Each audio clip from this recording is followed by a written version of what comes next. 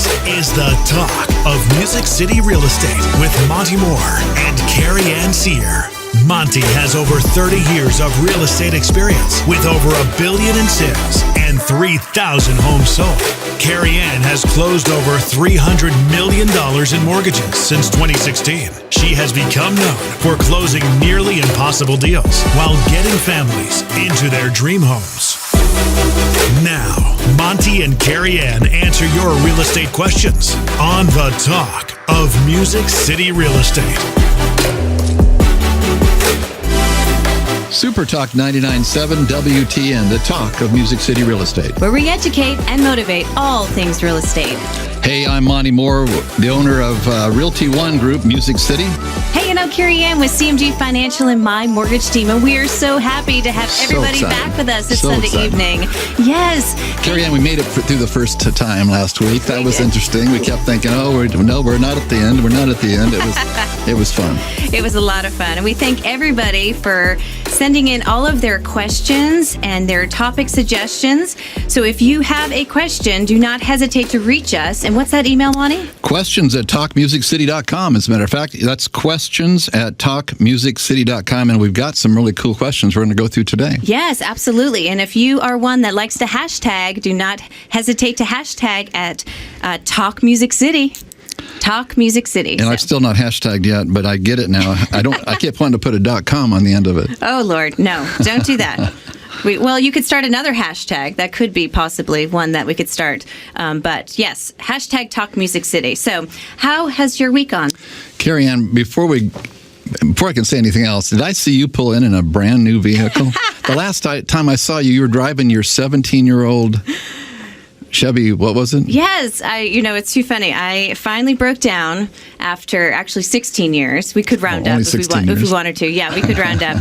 Broke down and finally got a new vehicle. So, I'm one that if it's not broken, why fix it? And so have been driving my truck for a long time. And so it's been so funny because everybody's like, come on already. Come on, it's time, And now being a mom, I had to find something that was a little more dependable because it definitely broke down on me. Too many more times. But I always was joking because I'm out there, and usually the car salesmen want to connect with you because they want to make a client for life, right? Sure. And so they're all laughing with me because they're like, well, this girl only buys a car every 16 years, so maybe not perfect person to have. But he was great. And so people sell their homes more often than every 17 years. I know. It's too funny. But, cars depreciate, and that's why I love real estate, because we can gain so much wealth through real estate. And it's all about, selling your real estate right at the right time. And we got an awesome topic suggestion, and I know we're going to be talking about that a little later today. We are. All about, the steps about selling your house and what to look for and things like that. So I'm really excited to talk about that. I really enjoyed hearing about your background last week. To hear that you're a singer and had all the places you sang as a child and things. That's just awesome. Yeah, I was telling this story earlier. It's really funny. So when I moved here, actually, the last car I drove was my first vehicle because I was the oldest grandchild. So I got the car from each grandmother that was, moving on with her vehicle. And so my grandmother, many, many years ago, she had Alzheimer's, but I was the one that was granted the broken down vehicle in her front yard, right? And so it was kind of like the Flintstones vehicle because it had holes in the bottom and it had no air conditioning. But for me, I was like, this is fine. I'm going to Bondo it up, and I'm going to get my head out the window. And I arrive in Nashville and it's like 105 degrees here, It's so funny. So I always laugh to say, getting the right car, having my vehicle, it was a big deal for so many years. So, but I'm done. Hopefully the next 16 years. The poor guy that sold me the car is not going to be in the industry at that time. So your little lamp eye will have that car, I guess, to take to college with him? I don't know. It'll be a lot of fun deciding what she wants to do. Did she help you pick it out? Well, she did. She had to drive around in it, and we had to buy a new booster seat just for the new vehicle. Right. She had to step it up. So, but let's talk about some of the questions that we had coming in today or this week. We had a couple of really good ones, I think. Let me read one here I've got. And I really, again, we really appreciate everyone sending their questions to questions at talkmusiccity.com. I've got one here from a lady by the name of Jessie in Nashville. Uh-huh. It says, I listened to your radio show on SuperTalk last week, and I have a question. A few years ago, my husband and I went through a bankruptcy. I wasn't working, and my husband was in a bad car accident and could not work. He is self-employed. We are both working now, making good money. And last time we checked, my credit score was 700. His was 675. Great credit. Yeah. His father, though, says we probably won't ever be able to buy a home because of that bankruptcy. Is that true? We are expecting our first child in a few months, and I would love to raise her in our own home. Thanks for your help, Jesse in Nashville. That's a great question. Thank you, Jesse. Bless her heart. Yeah. So I think there's two parts to that question. And when looking at a new mortgage and getting financing, we're going to break it down into two different things. So we're looking at the credit score, and we're also looking at things that are on the credit. So bankruptcies is one of those. And the guidelines, depending upon which program that you look at, will determine if you have to wait a certain period versus, another. So the government loans do allow for 3 years out of a foreclosure. Was that it, or bankruptcy? Bankruptcy. Mm-hmm. Bankruptcy. Okay, so the bankruptcy will depend upon what kind of bankruptcy. So if it was a Chapter 7 bankruptcy where you forego all of your debts, you only have to wait 2 years on a government loan and 4 years on a conventional loan. Okay. And so with their credit score, a FHA loan would be a great loan for them. They could get in after 2 years out of that bankruptcy. Now, for those folks that are in a Chapter 13, this is great news. You can purchase a home while you're in a Chapter 13. You just have to get the acceptance from the courts and get their approval. So you do have to go through some steps, but you are allowed to gain financing. If your credit score is there and you meet all the other factors, you are able to gain financing while still being in a Chapter 13. So for this lovely lady, she possibly could purchase now with her being 2 years out of a bankruptcy. That's exciting. Well, what about, you mentioned government loans, and you talked about FHA. Is VA looked at with the same criteria? Sure. So VA loans, and thank you so much to all of our veterans out there. Amen. We just appreciate them. Being a girl growing up with veterans all throughout my household and family, I just thank everybody for their service. But the VA loan is going to be a little bit more lenient, on credit. So they allow for credit scores a little bit lower, but they are going to be looking at the same requirements from a bankruptcy standpoint. Okay. Now, there are some exceptions depending on the reason for bankruptcies, and you can go ask for exceptions and things like that. But usually we're going to be looking at the same requirements in regard to the VA loan. Well, that's good news for Jesse. I'm excited for them. Yeah, absolutely. Absolutely. So we have a question here from Amanda over in Mount Juliet, Wilson County. And she is saying, she's asking, talk of Music City. I need to sell my home this year. I'm a single mom of 2 teenagers, and I work away from the home most of the time. I just dread trying to keep the place so neat while selling. I hate to admit it, but my kids are slobs. Oh, bless her heart. Hate to say it. Yeah, well, that's just kids, yes. But what do you recommend? Do I, in short, of Velcroing both of them to the wall to try to keep everything neat and tidy and ready for the buyers to look at my place? What do you think about that, Monty? Man, that's a great question. It reminds me of a situation that I had not long ago where I went into a listing appointment, and this lady, a single mom, had 3 teenagers. The place was honestly a mess. I felt embarrassed for her. There was clothes piled everywhere. The kids' bedrooms were just unbelievable. I've got 3 kids. I understand what that looks like. Well, anyway, I sat down at the table and I said to this lady, I said, look, you're not going to get anywhere near what you should with a house looking like this. We've got to somehow get buy-in with these kids. So we all sat down at the table. I hadn't done this before, but we all sat down at the table and I said, look, kids, here's the promise I will make you. Okay. If you'll do 2 things for me, you'll make $100, and this is how it's going to work. Oh, $100. Well, you got to get buy-in, and depending on where the kids are at, I think Aubrey would probably be more excited about a trip to Disney probably than $100 maybe. But teenagers, that was the quickest way to their hearts and minds, I thought. So I said this. I will pay you $50 if you'll start taking care of the house and keeping everything in pristine condition. Smart. Each one of you, I'll pay you $50. And then once we get it sold, you've got to get it to the finish line then, and that's where the other $50 comes in. You get $50 once we get it under contract. You get another $50 the day of closing. I'll never forget, Carey Ann, that day of closing, I got a phone call at the table. Mr. Mohr, where's our rest of our $100? And they had done such an amazing job. The lesson I learned in that is I think it's really, really important for us to always get buy-in with our family, especially the kids. Sure, right. You know, and that turned out to not to be the disaster of experience that I was concerned about, but we ended up getting the home sold right away for maximum dollar. The kids each got $100 each. Everybody's happy. Yeah. And I walked away looking like the miracle maker. Well, I just, all I went was just with the flow, thinking, okay, we need to get these kids buy-in. That's as simple as that was. Right. And that's really key. Or you could do what I do and just stuff it all in the closet and lock the closet door. That works for me too, right? I think the moral of the story there is, if with all of our family, we've got to get buy-in there, because it takes that effort. It takes Sure. that team effort to get the job done. Right. Well, we just thank you so much for tuning in. We are going to be... I love these questions. Oh, I know. Look at me. I'm still learning this whole thing. Well, again, we thanks everybody here for tuning into the Talk of Music City Real Estate. So let's talk a little bit more about, or maybe tease everybody what we're going to be talking about this Carey, I got an idea here real quickly. Let's, we've got a lot of topics that people have requested here, and then I've written down a few on the way. So let me just share some of these as far as giving people an idea of what we're going to be covering over the weeks ahead. So here's one. When listing your home for sale, does it help to include appliances or any other additional items like the lawnmower? This one actually said, or the firstborn. I don't know that you wouldn't include your firstborn, but when needing additional... Firstborn? Yeah, I just picked up on that. Supposed to be a joke, I think. I was slow on the... Yeah. Or this is another one. When needing additional square footage in your home, should you or shouldn't you enclose the garage?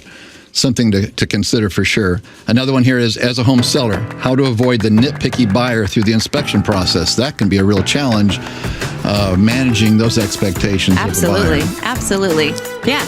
And we'll be right back on the Talk of Music City Real Estate. SuperTalk 99.7 WTN, the Talk of Music City Real Estate. We are back. We are back where we educate and motivate all things real estate. We do. So tell me what we are talking about. Well, we've got a pretty heavy-duty topic today, Carey Ann, because, selling a home is a big deal. It is. And I don't know that people realize how many key things can help you get where you want to go or not. Right. And so we put together a list of 10 common mistakes that home sellers make when selling in today's market and how to avoid them. And we're going to focus on how to avoid them. I know you're Miss Positive and you don't want to sound too negative. I know. I wanted to flip it to all the positive things. Yes. But I understand, we do have some mistakes that we want to avoid, right? And those who have sold their house and multiple times, it is very stressful sometimes, right? And so if you can overcome some of these, it will definitely help us with the process. And it is a big deal, and a lot of times folks think it's really easy because if they're working with a good agent and that agent makes it look easy, they think, well, I don't need to pay for that. But that's our number one mistake here, is not hiring a proven professional. I can't tell you how many times I've seen things collapse at the end. Sure. In a hot market, people assume that, well, I can do that myself. I don't need the help of a real estate professional. And the facts are that you will get, it's proven across the board out there, that you'll get 5 to 9% more for your home if you have a professional representing you. Amazing. Right. And, I think a lot of us, or the average Joe, wants to make the most money on their sale, right? So sometimes I think the myth is that, if I do have a real estate agent, I'm going to lose out. But technically, there's a huge flip to that. We'd never consider operating on ourselves. Right. Because we want to save the money, for an operation, a surgery. We never consider climbing, a killer mountain by ourselves, or getting a book, How to Climb Kilimanjaro for Dummies or something like that. We wouldn't do that. No, but yet people do it every day, selling their biggest asset, and it can be such a huge mistake. Folks aren't prepared. You know how many challenges we deal with at the last hour. Appraisal problems, could have radon, it could have a survey issue. It could have a title problem. What do you do with those what do you do with radon? If you're a home seller and you don't have somebody who knows who to choose and who not. What about old termite problems? We see so many challenges towards the end of the process, and how to get around those things. Sure, absolutely. And when a lot of the folks that are doing the for sale by owner, and we see those because they cross my desk on a regular basis because they expect that I'm going to know everything when it comes to real estate. Right. And my focus is the financing part, right? And so, if there are two people that are not represented or say it. Represented. There we go. Come on. Say it again. They're going to skip all that. They may not even ask for a termite letter. They may not even understand what a radon test is and things like that. Yeah, it's really, really, really a big deal, and it's something that we wrestle with all the time because the part of the challenge is, and no offense to the Property Brothers and those kind of shows, we love them, but so often people think, well, that's all there is to it. I don't need to pay X number of dollars for that. I'll just go do it myself. Sure. And we see those kind of. We would never do that with anything else, pretty much. Well, I'm in the industry, and so I was that gal who thought so many years ago that I could sell my own home, by myself, and that was a hot mess. I mean, with a capital H, it was. You're getting calls all the time off your sign. You don't know how to, work that out, and negotiate and.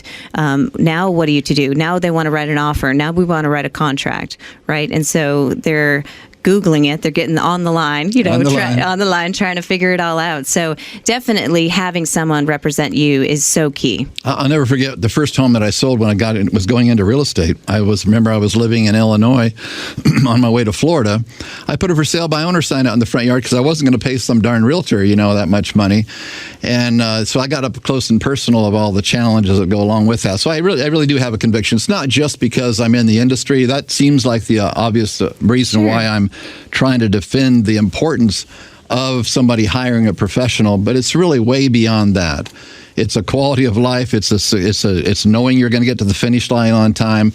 It's helping people maybe get in the real true perspective of, I wouldn't take the chance of hiring somebody or not hiring somebody for an important event as important as our largest asset. Well, I think too, even.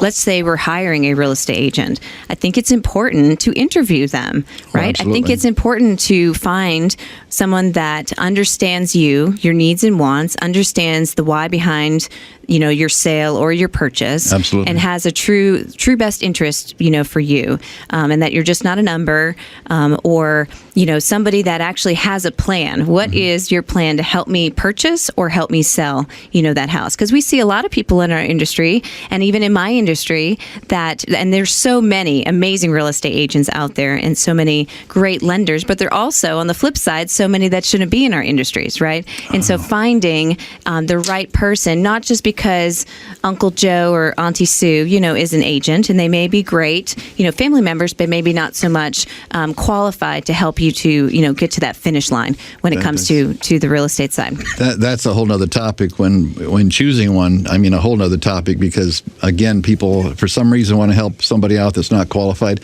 Hey, before we go any further, and I know this has nothing to do with what we're talking about, but that's just how my brain works. Oh. Tell us about these glasses. You're over there with dark glasses on. Tell us about it, okay? Oh my gosh.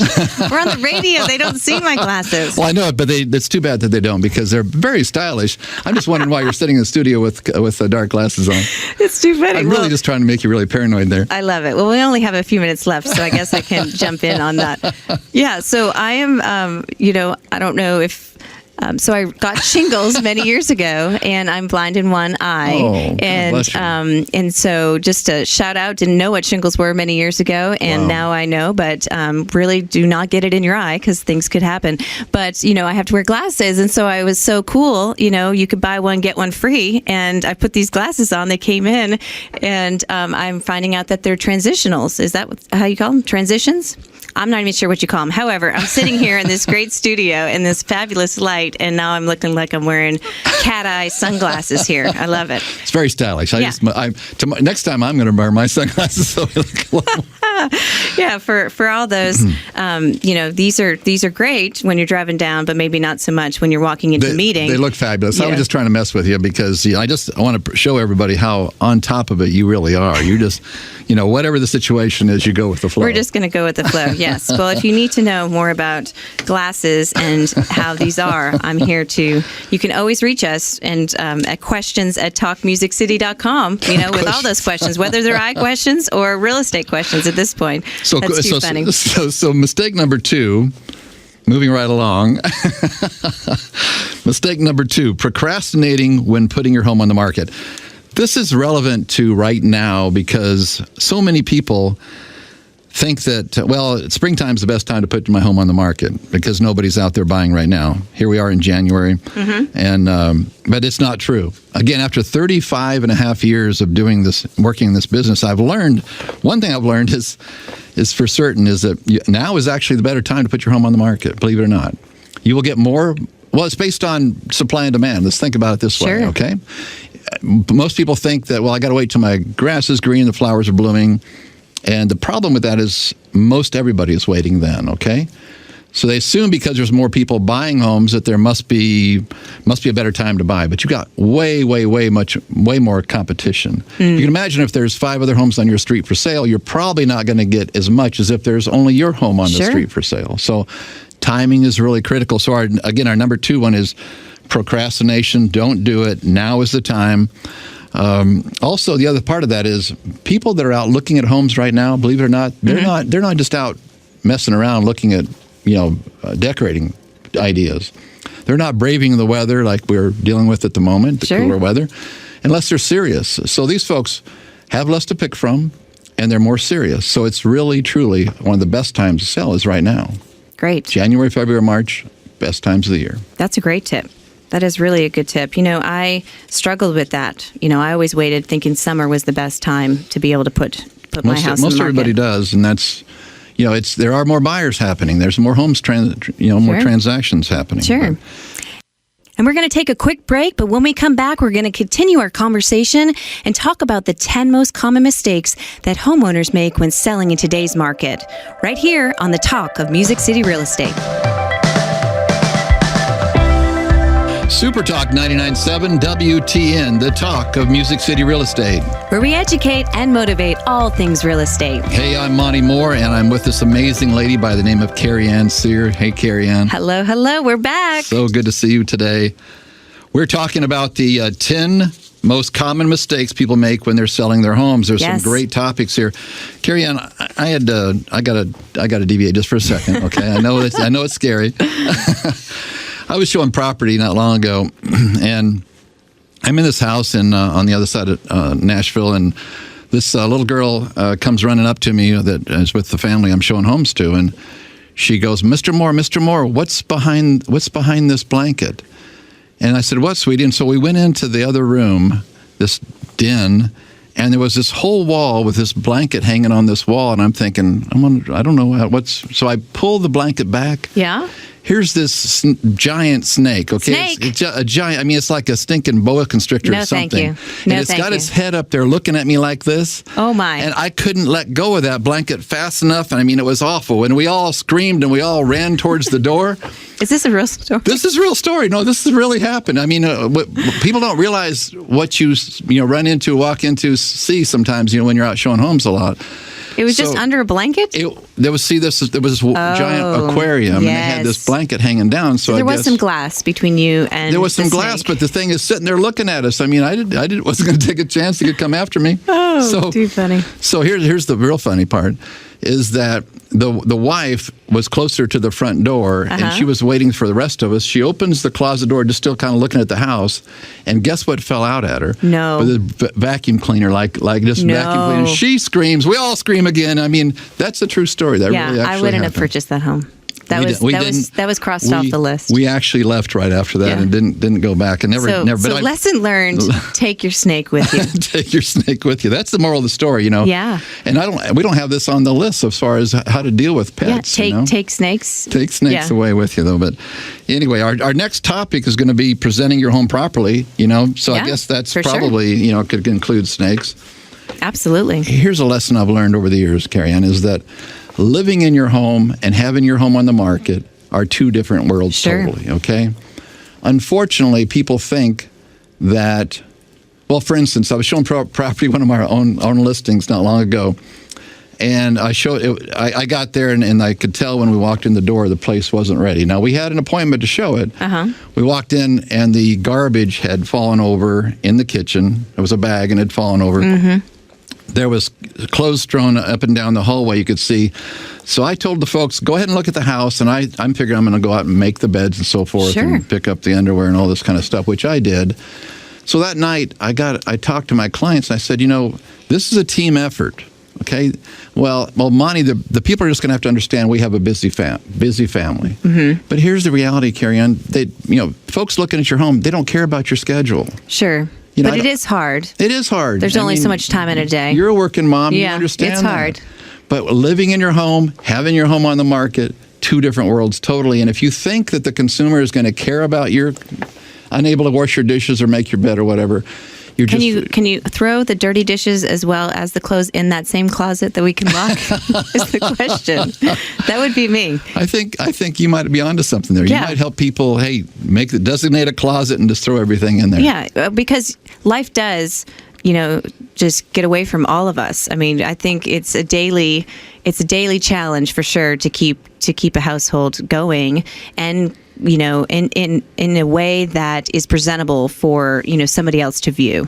Absolutely. So it is a second job as you're selling your house, for sure. Well, it is, and you have to take it that level of seriousness, because everybody's going to be comparing your home with everything else they've seen out there, including brand new ones. Sure. There's a reason why model home builders, or builders that have a model home, why they make a home look like it does, with pristine, perfect furniture, everything's in its place, because it sends an unconscious subliminal message. If I buy this home, I'll live like this. And none of us do. Sure. And I think some of us aren't visionaries. I'm not one. So I can't see sometimes out of, within all that clutter, how it's actually going to look. So it would be easier on my eye as a buyer if it was less cluttered, right? A little more organized. I can already see, things within that kitchen, or, like the closet. The closet may look a little bigger if you take half the clothes out of it. Like currently my closet looks very small, because I just keep stuffing more stuff in the closet, and then all of a sudden you might be asked to, go on a certain TV show here soon enough, and it's, kind of rhymes with Rorter, not, So, I mean, rhymes with Rorter. There's some of those people out there, right? And I included it. Sometimes we just get carried away being a mom, working, we just keep throwing that over there. And so when we're selling our house, we definitely need to take a moment, reorganize it, understand that other people can't see through all of the stuff that we have, and they're not visionaries. Well, we've got to remember it's a beauty contest, but in a price war. We've got to have it priced correctly. We've got to understand that, again, the mistake that people make is that they think that the consumer out there is going to care about their busy world. And there's no denying that we all have a busy world. I get that. But the problem is, as long as you forget to really adhere or embrace that idea that living in my home and having my home on the market are two different worlds, we don't live here right now, our home's on the market, and treat it like that, then longer it stretches out. Sure. So do you suggest that people... Do you go in and talk about, stripping down certain places in the home, maybe staging certain other areas? What do you do when you're talking with, your seller? We're so blessed in our office to have a couple of actual professional ladies who have those degrees in interior design. So whenever I'm in question, I always take one with me, because they bring so much value to that. And that's actually part of the answer to this question that I have here is, when in doubt, go ahead and invest a couple $100. I mean, you can have somebody come in and just help you restage your home with the same things you've got. Just move things around so there's a better flow. there's a professional degree in that. And sometimes just a change of color of, paint, right? That can help or as taking well. some things off the wall can make a difference. What are your suggestions on like personal preferences? I have Dasher, Dancer, Prancer, Vixen, Comet, Cupid, Donner, Blitzen in my home. And so maybe that won't be a other people may not like that. Do you suggest, like you said, get rid of the snake, get rid of, the 14 pointer on the wall? What do you think? I know you're a fan of deerhead, so I wasn't going to go there in that road, so I appreciate the opportunity.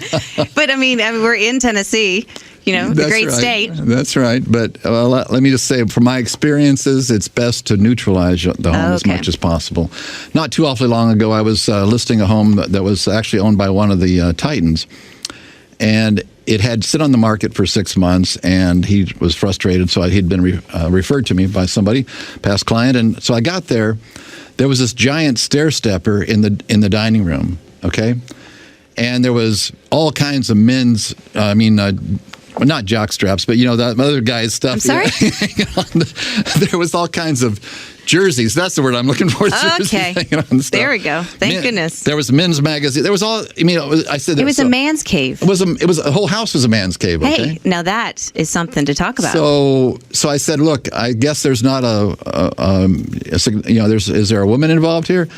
And he said, no, she left me like this. And I said, well, you might want to look around. That might be why, because this is not a friend, and I don't want to sound too chauvinistic here. I really don't, but maybe a little bit, but not a whole lot. Okay. Here's the deal. In so many cases I've seen, if this does not make a woman feel safe in a home, then probably not going to be the ones chosen. Oh. Okay. And so going back to the Prancer and Dancer and whoever else was on the wall there. Yeah. Not everybody's into deer heads, okay? Yeah. And I'm sorry, but not everybody's like that. One time I listed a house that had an 8-foot stuffed bear, okay? Beautiful, yeah. In the man cave, an 8-foot stuffed bear. You walked in this room and this bear is looking down on you, and he had I don't forget how big he killed it with a pistol, of all things. I mean, he was really a hunter. The home didn't sell. And I said, I think if you put Grizzly, whatever his name is, away and take all the other skins away and so forth, and just put them down in the garage or basement or whatever, I think you'll see better results in that. And sure enough, that's what happened. With having pets, and I had one for many years, and there is also an added smell to your house that we just live with. It's just how it is. But to somebody who doesn't have pets anymore, that changes it, right? And so do you suggest, lighting candles? Do you suggest, having a third party come in and, just share with you things to do? What are your thoughts on the smells of the home? Well, it falls right in the same topic here, of presenting your home properly. Right. You're absolutely right. And the hard part, one of the hard parts about being a good real estate professional is being honest with people. Right. Because you bring in a new nose who's going to smell their smells. And I always start with, look, I've got dogs too. I probably can't smell my dog smells. I do smell yours. Sure. And that's going to turn folks Or even, that could be one, or even cigarette smoke, right? I mean, so that is still something that folks do. I'm not a fan. And so when I smell that, I'm done, right? And so that will turn people off probably quicker than Bambi and the rest of the guys you have on the wall there. Yeah. Interesting. Yeah. So prepping and making sure that the house is, looking and presented in a way that is warm and that can really be one that another buyer can vision themselves living in, right? Absolutely. So here's the thing. I know if you watch HGTV, they'll say take all the personal things off. Okay. I don't think you should take all of them off. Okay, I think a lot of people are feeling creatures, and they want to make sure it feels like a safe place. So I think it's good to have some smiling faces. What you don't want to do is have the entire wall lined with every picture of every kid, because it shrinks the hallway. True, yeah. You don't want the home so busy with other things that people forget about what the home looks like. I've had people walk out of the house and forget what the house looked like because they were so enthralled with something else. I mean, for instance, not long ago we looked at a house that the teenage girl was a superstar karate person and had the whole living room lined with these massive trophies. Awards, okay, I mean it was awesome, but you couldn't see the house because of the awards. So we're all going along looking at the different events that she won. those trophies for, but you couldn't remember the house. You want to make sure people feel good in the house, feel comfortable in the house, the home shows its best that it can, and they remember the home when they walk out the door. Really, really important. That is good information. Hey, so we're going to take a quick break. We're going to be back here, continue our conversation on the mistakes that you may have when selling your house in today's market. You're listening to the Talk of Music City Real Estate. SuperTalk 99.7 WTN, the talk of Music City Real Estate. Where we educate and motivate all things real estate. Carey Ann, we're back. This is Monte Mohr. I'm the broker owner of Realty One Group Music City. Yes, and I'm Carey Ann with CMG Financial and my mortgage team. Hey, so remember, would love all of your questions. Be sure to email those at questions@talkmusiccity.com. That's questions@talkmusiccity.com, or hashtag us TalkMusicCity. I'm going to make a commitment. Before next week, I'm going to hashtag. I know it sounds impossible because I never have, but I'm going to jump out there and do it. So you don't put a .com after the end of it, right? No, but you could, because that would be another hashtag, but just stick with Talk Music City. I'm sorry, you lost me. I know. Be another That's a whole hashtag. other show, Oh. Monty, so we'll catch up. We'll bring you up to speed for later. those just tuning in, we are on. We're wondering if you're thinking about selling it this year. If you are, or know somebody that is, here we've been going through the 10 most common mistakes that homeowners make when selling in today's market, and Yes. how to avoid them. That's the key part, is how to avoid them. Yes, and that's so important. It can save you time. It can save you money. It can just make the process of selling your house so much better. Oh, Carey Ann, I've seen so many times people make those mistakes. So real quickly, we went through the not hiring a professional. We went through procrastination, not selling in time. Now is the best time. Yes. We went through presenting the home improperly. People think that the consumer or the buyer out there cares about our schedule when that's just not true. We've got to live like we don't live there. We've got to, live like we're living in a model home, and that's so tricky, which leads us to the fourth mistake, and that is poor photos. Yes, with technology, we're online looking at photos. Sometimes we're not driving by the house. We want to see exactly what's in that house. Absolutely. And actually, next to the price, photos are the next most important thing, believe it or not. Mm-hmm. The market is still good out there, okay, across the board. Better in some price points than others, but here's what I've noticed when the market is not super, super hot like it was a year ago. That people are looking for reasons when there's more opportunity, when there's more inventory. People are looking for reasons to reduce their inventory, and the pictures are probably one of the first things to cause people to not come look at your home. Sure, okay? Right.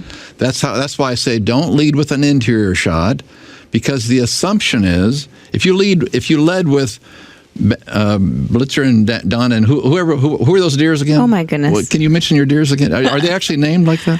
Well, at Christmas time they are, for sure. It saves me a whole thing there. I got my whole reindeer set going. Now, how do they feel about having that antler chandelier, though? Well, I will tell you, when I bought my home, the first picture I saw was the antler chandelier, which actually fit my.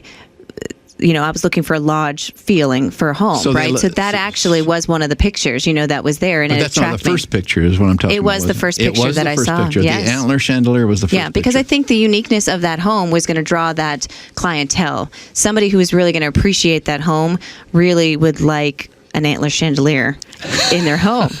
And I did. And guess what? Awesome. I went in there and I bought that house the next day with that antler chandelier. And you insisted that be thrown in the deal, probably, right? It was thrown in the deal. You're right. Absolutely. But poor photos or photos in general can go both ways, right? So things draw us, they create curiosity, they turn heads, right? So sometimes these photos look better than actually what you and I see when we get to some of these houses too, right? I had a case one time where the people decided not to sell their home because once they saw it online, well, we don't want to sell this. We can't. This is a perfect home. Oh, right. Yeah, exactly. There's ways. Photographers are just amazing, right? They can make us look great, or they can make us look really bad. Right. So having the best photographer and putting your house in the best light out there is really going to turn heads, create curiosity, get people to your home, and they may make the decision. But it's a power of numbers, right? More people that come to your home, more opportunities to get it sold quickly.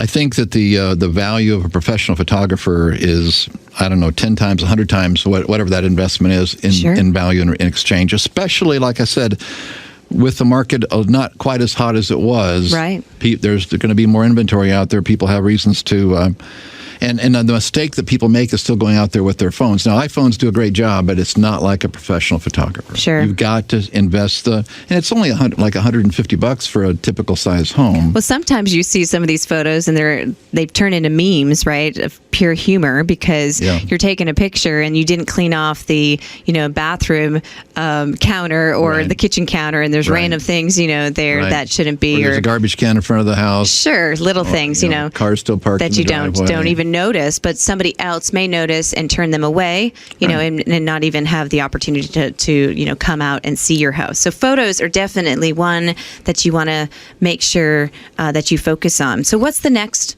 mistake here? The next one is probably next to number one, I'm not having the right professional. The number one, the next, I think, most important one is pricing it. Sure, price properly, is okay? key. Mm-hmm. The assumption many times is that when the market is hot like it's been in Nashville, the assumption is, well, we just put a price on there and they'll come. They'll pay for it. It doesn't work that way, as you know. It doesn't? No, it doesn't. My house is beautiful, and it is worth, in my eyes, a lot of money. And that's a common disease we all suffer from. It's called the disease, but my home is worth more because. And you can fill in the rest of it. Yes, okay? I think I have that disease. I need some medicine.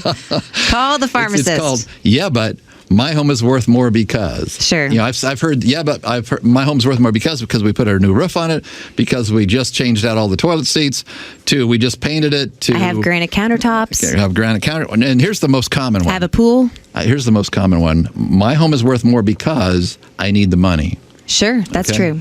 And unfortunately, to buy the next home or pay off my debts, correct? Pay off the ex, whatever the situation is. They think for some reason, because it's it's been a hot market, that the market cares about what you think the home is worth. It's really, really important. And the sad part about it is the longer that home sits on the market, whether it be because of photos or not being staged properly, or because it's not priced correctly, the longer it stays on the market, guess what? Price is probably not going to go up. The price is probably that you're going to end up with is going to be less. Yeah, that makes sense. Really an important and you can get all of that feedback in pricing it correctly. And that's the hardest thing when the agent comes and starts talking to the average Joe.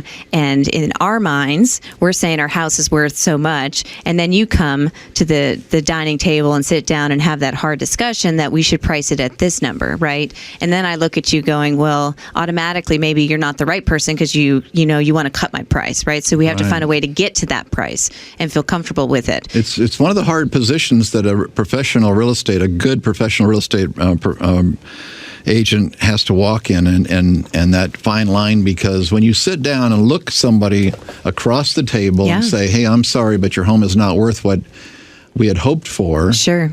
And then in some cases, we talked about some of those agents that maybe don't have the experience or maybe not the best interest, and I'm not cutting anyone down out there. I'm just saying that the temptation is sometimes to buy the listing by actually agreeing to a higher number than in your heart it's not going to sell for. Right. And then it stays there longer. And then it lessens your opportunity to be able to purchase that house that you do find, And so thinking about it, sometimes we want to, gain so much equity on our current sale so we can put more down on the new sale, where we can talk more about the financing options on a different show. But, there's minimum down payments now, right? So there's different scenarios where we can be creative on the mortgage insurance. Right. So you could take less on this home to be able to still purchase, and not lose out on the opportunity on a new purchase. Yeah, I call that making plans with imagined equity. They imagine, we all suffer from that one, okay? We think we have a certain amount of equity when really we don't, and no one was really being honest with us maybe on the front end, and now we have this thing called time working against us where the home hasn't sold. But a professional will do exactly what you just suggested, and that is, I know you're hoping for this amount of equity, but there are plans, there's options out there where you can put less down and maybe not, go ahead and sell your home and not hold out for that magic number that's going to take care of all the problems we were hoping for. So is there a trick where you list it for something called, 99999 type of thing, or 0050? Yeah, Is there like little tricks there? Yeah, well, I don't know. There's a theory there that if we put an odd number at the end, it'll hang in the person's mind a second. Oh. Or they'll ask that question, why did you ask, why are you asking 499, 322? For that very reason, just to create a little bit of a pause right there on the property. I don't know if it really merits the effort or not, but it's just one of those things, you know. Well, I know we see that a lot, so I was curious on how all that works. So it's just a little bit of a twist that is supposed to get more attention to the house. Yeah, so hey, this has been so great, this show. We've got so much good content here, and we've only made it to number 5. I know. And we've got 10. I know it. I want to remind everybody before we go, though, questions at Talk Music City. Please send your questions in. We got some great ones today. And again, that hashtag thing, I'm going to hashtag before we get back together again next week, and I'm going to feel like such a man. And let's continue our conversation about this, on our next show on the following week. I'm looking forward to it. Thank you all for tuning in and listening to the Talk of Music City Real Estate.